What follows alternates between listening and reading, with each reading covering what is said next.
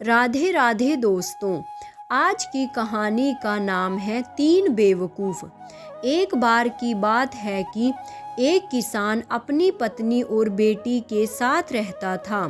एक बहुत ही सुंदर नौजवान उस लड़की से बहुत प्यार करता था और उससे शादी करना चाहता था। एक रात वह नौजवान उस लड़की का हाथ मांगने के लिए उस किसान के घर आया तो उनके घर में एक बहुत ही बेवकूफ़ी की घटना घट गई। घर वालों ने अपनी बेटी को पीने के लिए शराब लाने के लिए एक घड़ा लेकर नीचे वाले कमरे में भेज दिया।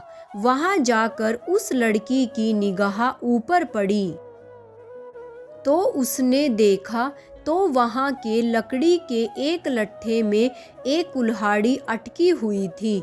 अचानक उसके दिमाग में आया, ओहो नहीं, अगर मैं और वह शादी कर ले तो, और फिर हमारे एक बेटा हो तो, और फिर वह एक सुंदर नौजवान बन जाए, और फिर वह कभी इस कमरे में शराब पलटने के लिए आए तो, और उस समय यह कुल्हाड़ी उसके ऊपर गिर जाए तो, उफ, यह सब कितना दुखदाई होगा। यह सोचकर वह वहीं फर्श पर बैठ गई और रोने लगी। जब वह फर्श पर बैठी तो शराब निकलकर नीचे फर्श पर बिखरने लगी। जब काफ़ी देर तक बेटी नीचे के कमरे से शराब लेकर नहीं आई तो माँ को चिंता हुई। वह उसको देखने के लिए नीचे गई तो यह देखकर उसको भी बड़ा ताज्जुब हुआ कि उसकी बेटी वहाँ फर्श पर बैठी रो रही है और शराब सब तरफ बिखरी पड़ी है। कुछ भी खराब न देखकर माँ की समझ में नहीं आया कि उसकी बेटी क्यों रो रही थी। सो उससे पूछा, बेटी तुम क्यों रो रही हो? बेटी बोली, जरा ऊपर तो देखो माँ, तुम वह कुल्हाड़ी देख रही हो ना? क्या हो अगर मेरी और उसकी शादी हो जाए? फिर क्या हो अगर हमारे एक बेटा हो? और फिर जब वह एक सुंदर नौजवान बन जाए और फिर वह कभी इस कमरे में शराब पलटने के लिए आए और उस समय यह कुल्हाड़ी उसके ऊपर गिर जाए तो यह सब कितना दुखदाई होगा। जब माँ ने यह सब सुना तो उसको भी लगा कि उसकी बेटी ठीक कह रही थी। यह सोचकर वह भी वहीं बैठकर रोने लगी। ओहो, यह तो तुम ठीक कह रही हो बेटी, यह सब कितना दुखदाई होगा। जब बेटी और माँ दोनों ही कमरे में से शराब लेकर वापस नहीं आई तो पिता उन दोनों को देखने के लिए नीचे गया कि आखिर मामला क्या है। वहाँ जाकर यह देखकर उसको भी बड़ा ताज्जुब हुआ कि उसकी पत्नी और उसकी बेटी दोनों ही वहाँ फर्श पर बैठी रो रही हैं और शराब सब तरफ बिखरी पड़ी है। कुछ भी खराब न देखकर पिता की समझ में भी नहीं आया कि वे दोनों वहाँ बैठी क्यों रो रही थी। सो उसने उनसे पूछा, तुम लोग यहाँ बैठी क्यों रो रही हो? उसकी पत्नी बोली, तुम ऊपर देखो जरा, तुम वह कुल्हाड़ी देख रहे हो ना? क्या हो अगर मेरी बेटी और उसकी शादी हो जाए? फिर क्या हो कि अगर उनके एक बेटा हो जाए?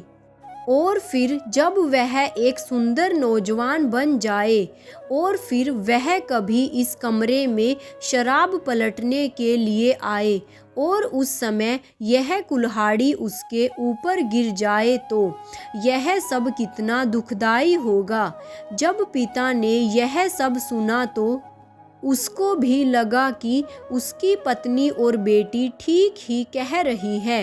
यह सोचकर वह भी वहीं बैठकर उनके साथ रोने लगा। ओहो, यह सब सचमुच में कितना दुखदाई होगा। बैठक में से जब सब उठकर चले गए और जब बहुत देर तक कोई भी नहीं लौटा तो वह नौजवान यह देखने के लिए नीचे के कमरे में पहुंचा कि आखिर सब गए कहाँ। वह जब वहां पहुंचा तो देखा कि पिता, माता और बेटी तीनों वहां बैठे रो रहे हैं और शराब चारों तरफ बिखरी पड़ी है। इसके अलावा उसको और कुछ खास दिखाई नहीं दिया। तो उसको भी बड़ा ताज्जुब हुआ और उसकी समझ में नहीं आया कि वे सब वहाँ बैठे बैठे क्यों रो रहे थे। सो उसने भी उन सब से पूछा, आप सब यहाँ बैठे क्यों रो रहे हैं। पिता बोला, जरा ऊपर देखो, तुम वह कुल्हाड़ी देख रहे हो ना। क्या हो अगर तुम्हारी और मेरी बेटी की शादी हो जाए, फिर क्या हो अगर तुम्हारे एक बेटा हो, और फिर जब वह एक सुंदर नौजवान बन जाए और फिर वह कभी इस कमरे में शराब पलटने के लिए आए और उस समय यह कुल्हाड़ी उसके ऊपर गिर जाए तो यह सब कितना दुखदाई होगा। जब उस नौजवान ने यह सब सुना तो वह मुस्कुराया। वह आगे बढ़ा, उसने उस लकड़ी के गट्ठे में से वह कुल्हाड़ी निकाली और पिता के हाथ में थमा दी और बोला, यह लीजिए यह कुल्हाड़ी, अब यह किसी के ऊपर नहीं गिरेगी। वह फिर बोला, मैं बहुत सारी जगह घूमा हूँ पर मैंने ऐसी बेवकूफ़ी की बात कहीं नहीं सुनी। मैं जा रहा हूँ और जब मुझे आप जैसे 3 और बेवकूफ़ मिल जाएंगे, मैं तभी वापस आकर आपकी बेटी से शादी करूँगा। इतना कहकर वह घर के बाहर चला गया। बाहर जाकर उसने अपना घोड़ा सजाया और अपने लंबे सफ़र पर चल दिया। जब वह कुछ सुस्ताने के लिए रुका तो उसने देखा कि एक स्त्री एक गाय को एक सीढ़ी पर चढ़ने के लिए पीछे से धक्का दे रही है और वह सीढ़ी उसके मकान के सहारे खड़ी है। उस नौजवान ने पूछा, माँ जी आप यह क्या कर रही हैं? वह बोली, मेरी छत पर घास बहुत लंबी हो गई है, मैं इस गाय को ऊपर ले जा रही हूँ ताकि यह वह घास खा सके। वह बोला, पर आप घास काट कर उसको नीचे क्यों नहीं फेंक देती ताकि यह वह घास खा सके। पर वह स्त्री तो सुनने वाली थी नहीं। उसने गाय को ऊपर धक्का दे दिया, उसके गले से एक रस्सी बांध दी और उस रस्सी का एक सिरा चिमनी के रास्ते नीचे फेंक दिया। फिर वह नीचे आ गई और नीचे आकर उसने उस रस्सी का वह सिरा अपनी कलाई से बांध लिया ताकि अगर उसकी गाय छत के किनारे के काफ़ी पास तक पहुंच जाए तो उसको पता चल जाए। जब उस स्त्री ने उस नौजवान की बात नहीं मानी तो वह वहां से चल दिया। जैसे ही वह नौजवान वहां से चला तो गाय ने छत के किनारे से नीचे पैर रखा और जोर से रंभा कर नीचे गिर पड़ी। गाय के रंभाने से वह स्त्री भी चिल्लाई और रस्सी के सहारे ऊपर खींचती चली गई क्योंकि गाय भारी थी और स्त्री हल्की थी। उस स्त्री के पड़ोसी उस स्त्री की सहायता करने दौड़े पर वे कुछ नहीं कर सके। वह नौजवान जाते जाते सोचता रहा कि यह स्त्री भी अपने किस्म की एक ही बेवकूफ़ थी। वहाँ से वह आगे चला और रात तक चलता रहा। रात होने पर वह एक सराय में सोने के लिए रुका। सुबह को वह अपने बराबर के कमरे में एक अजीब सी आवाज़ सुनकर उठ बैठा, पैर में आओ बाम आऊं, पैर में आओ बाम आऊं। उसने जाकर बराबर के कमरे का दरवाज़ा खटखटाया और सावधानी से दरवाज़ा खोला तो उसने देखा कि एक अजनबी कमरे में दूसरी तरफ हवा में कूदकर वहां जा रहा था जहां अलमारी के दरवाजे पर उसकी पैंट टंगी हुई थी। वह हवा में कूदा और उस अलमारी की तरफ भागा और चिल्लाया, बाम, पैर में आओ, पैर में आओ, आओ। उस नौजवान ने पूछा, यह तुम क्या कर रहे हो? मैं अपनी पैंट पहन रहा हूँ, पर वह मुझे बहुत तकलीफ़ दे रही है। सुबह सुबह उसको पहनने में मुझे बड़ी तकलीफ़ होती है।